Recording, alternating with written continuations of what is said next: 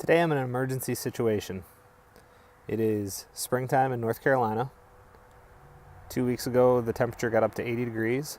We took our new boat out, 2017 AXIS T23, and I'm leaving for the weekend. Unfortunately, this weekend it's going to get below freezing. So as a precaution, I need to winterize the boat. I've thought of a couple different ways of doing it.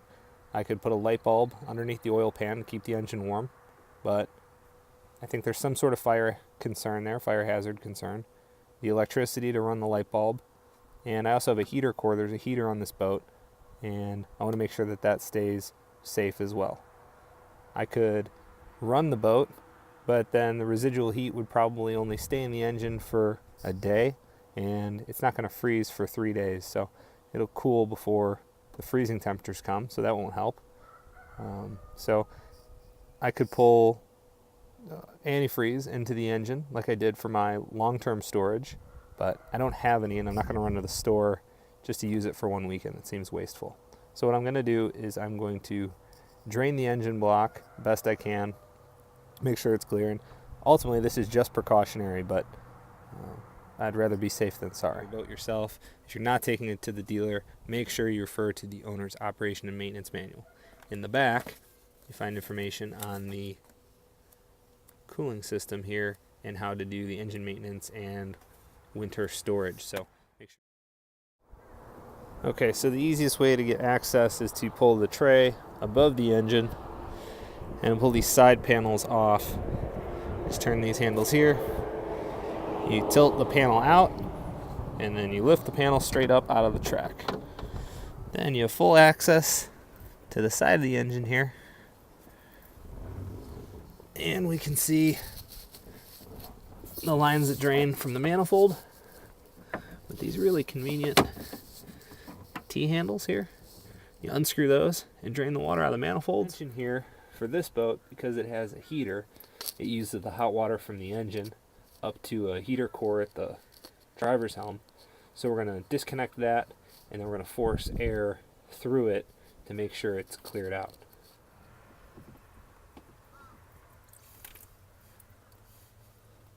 Water coming out of there. One thing I noticed when I pulled the lower hose off, it's the hose that comes around to the water pump here.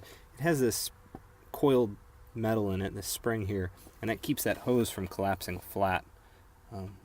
So just make sure don't be surprised if that slides out a little bit. That's okay, and what we'll do is when we put it back on the engine, we'll push that coil back into that hose. As we push it back in, we don't want to pull it out any further. It's part of the inside of that hose, and we want it to stay there. So I'll slide this back on the motor. We'll make sure we get the rest of the drains here on the block, and then we'll go over to the transmission. Luckily, on the bottom of this transmission, there's another blue plastic plug. Well, there's a whole lot of lake water coming out of there. Okay, and overall that was fairly easy. The hose clamps were easy to get off. It is a brand new engine. The plastic little T-handled plugs are actually really easy to use. They weren't even stuck.